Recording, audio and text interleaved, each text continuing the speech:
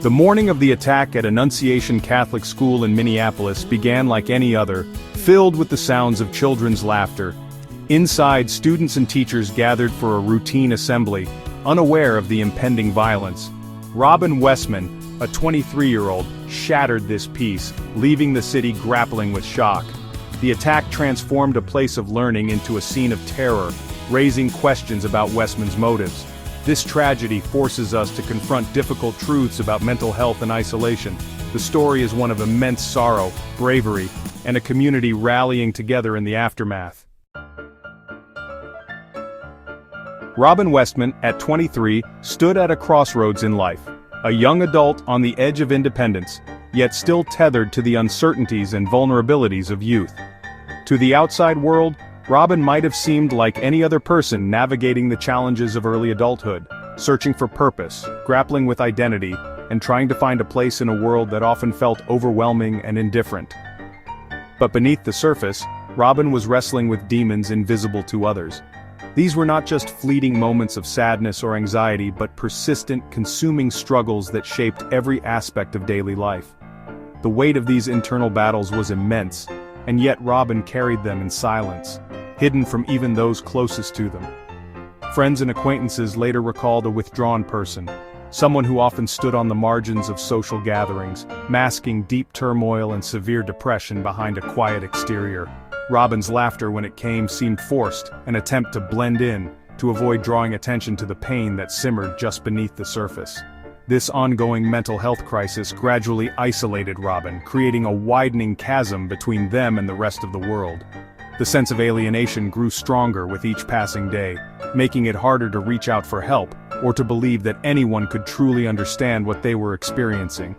In this isolation, Robin developed a morbid fascination with past tragedies, particularly school shootings, and other acts of violence that had shocked the public conscience. These stories became an obsession, a dark lens through which Robin viewed their own suffering and the world around them. For Robin, this obsession offered a twisted sense of belonging, a way to force the world to pay attention, to make their pain visible in a society that so often looked away.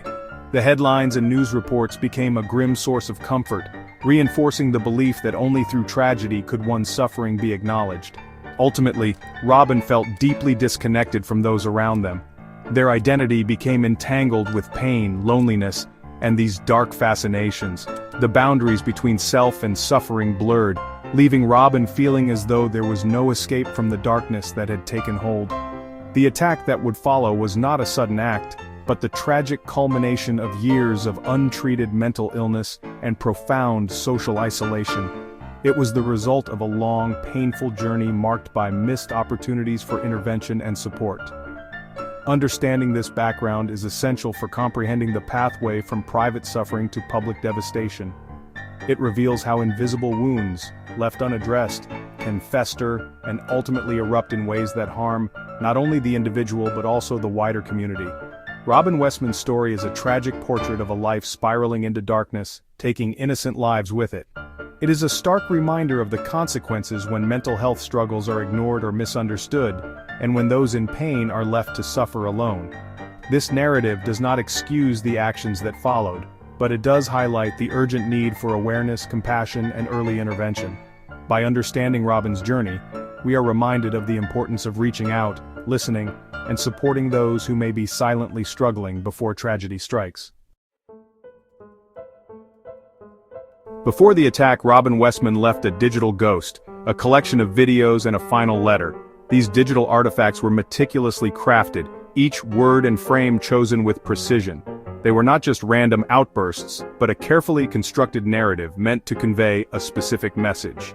These communications revealed a deeply troubled psyche, filled with self-pity and anger. Westman's words painted a picture of a person who felt deeply wronged by the world, someone who believed that their suffering was a direct result of societal failures. Westman spoke of a life devoid of joy, blaming society for their suffering. They described a world that seemed indifferent to their pain, a place where they felt invisible and unheard. This sense of isolation and despair was palpable in every sentence. The videos showed a calm, methodical person, aware of how their actions would be perceived. Westman was not ranting or raving. Instead, they spoke with a chilling calmness, as if they had come to terms with their decision and were at peace with the consequences. This longing for infamy suggests a profound sense of insignificance. Westman's desire to be remembered, even if it was for something horrific, underscores a deep need for validation and recognition. It was as if they believed that notoriety was the only way to leave a mark on the world. The attack was a performance for maximum impact and notoriety. Westman's actions were not just about causing harm, they were about making a statement, forcing the world to take notice. The meticulous planning and execution were designed to ensure that their message would be heard loud and clear. The cold, calculated nature of these messages was haunting. Each word seemed to be chosen to provoke a reaction, to elicit a sense of dread and unease. It was as if Westman wanted to leave a lasting impression, to ensure that their presence would be felt long after they were gone. Westman's attempt to control their narrative forces a community to confront chilling thoughts. The letters and videos left behind were not just a cry for help, they were a demand for attention, a way to force others to grapple with the same feelings of hopelessness and despair. This digital ghost lingers, a reminder of the destruction chosen over hope. It serves as a stark warning of what can happen when someone feels pushed to the brink, a haunting testament to the power of despair and the lengths to which someone might go to be seen and heard. "The world corrupted me," Westman wrote, shifting blame outward. This mindset paints a hostile world and a person reacting to its cruelty. Chronic depression altered Westman's perception, reinforcing isolation. They saw themselves as a fallen angel, justifying violence as a response to victimization. This narrative allowed them to rationalize the unthinkable with a distorted conscience. However, it ignores personal agency. Violence is still a choice. Westman's declaration attempts to absolve them of that choice. This abdication of responsibility opens the door to extreme violence without guilt. The school assembly was meant to be a moment of community and calm. For students and teachers alike, it was a time to gather, to celebrate achievements, and to feel a sense of belonging. The gymnasium, usually filled with laughter and the echoes of school spirit, was a place where everyone felt safe, a sanctuary from the outside world.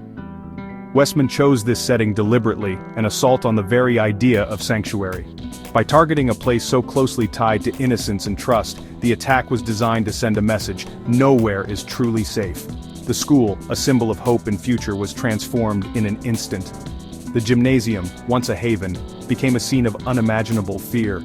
The familiar walls that had witnessed countless assemblies and celebrations now echoed with panic and confusion. Chairs were overturned, personal belongings left behind in the rush to escape. The attack was sudden, transforming a peaceful gathering into chaos. In a matter of moments, the ordinary was shattered. Students and staff who had come together in unity were forced to scatter in fear, their lives forever changed by the violence that erupted. The choice of an assembly was calculated for maximum impact. With so many gathered in one place, the sense of vulnerability was heightened. The attacker knew that striking at this moment would leave the deepest scars, both physical and emotional, on the community. Westman saw the assembly as a stage for their final act. The gymnasium, with its rows of seats and raised platform, became a twisted theater. In that moment, the attacker was both performer and destroyer, seeking to leave a mark that would never be forgotten. The attack marked a permanent loss of innocence for the community. In the aftermath, students, teachers, and families gathered to mourn, to comfort one another, and to try to make sense of the senseless. The pain was shared, but so too was the resolve to support each other. It shattered the illusion of safety, a brutal lesson that violence can intrude anywhere. The school, once open and welcoming, now stood guarded and changed. New security measures were put in place, but the sense of trust was harder to rebuild. The echoes of that day will continue to reverberate, a reminder of violated sanctuary. Every abandoned backpack, every broken trophy, tells the story of lives interrupted and innocence lost. The memory of what happened lingers in the halls and hearts of all who were there. The community must now navigate the long road to healing. Recovery will take time, patience, and compassion. Together they will remember those lost, support those who survived, and work to reclaim their sense of safety and hope for the future. Amidst chaos, incredible acts of heroism unfolded. Teachers became protectors, prioritizing students' safety over their own. They shielded students, guided them to safety, and barricaded doors. Their calm voices offered reassurance amidst terror. Throughout the school, staff implemented lockdown procedures efficiently. The collective effort showcased the community's strength and preparedness. These heroes created pockets of safety and hope. Their courage stands in stark contrast to the attackers' actions. They are the true legacy of that day, a beacon of light against darkness. Their bravery reminds us of humanity's best in the darkest times. In the aftermath, grief settled over Minneapolis. The community, once vibrant, was united in mourning. Vigils were held, candles flickering as tributes to affected lives. Yet out of sadness, incredible community strength emerged. The tragedy fortified Annunciation Catholic School's spirit. Support poured in from parents, alumni, and neighbors. The school became a focal point for compassion and solidarity. The response extended beyond the neighborhood with messages of support. The community's strength was evident in reclaiming their school. They refused to let fear define them, choosing unity over division. Westman's final message was a disturbing contradiction. It read like a cry for help, detailing years of suffering. Yet it was linked to a meticulously crafted plan for harm. This contradiction reveals a fractured psyche, a mind at war with itself. Westman saw themselves as both victim and avenger.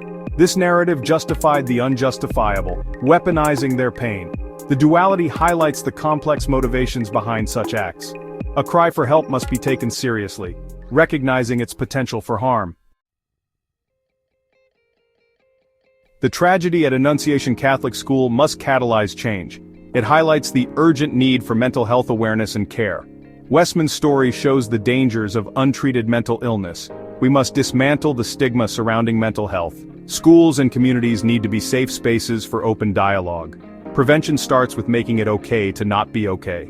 We need stronger, more compassionate communities to combat isolation. The attack is a call for more funding and training for mental health services. We must build a world where cries for help are met with compassion. We owe it to the victims to learn, act, and prevent future tragedies.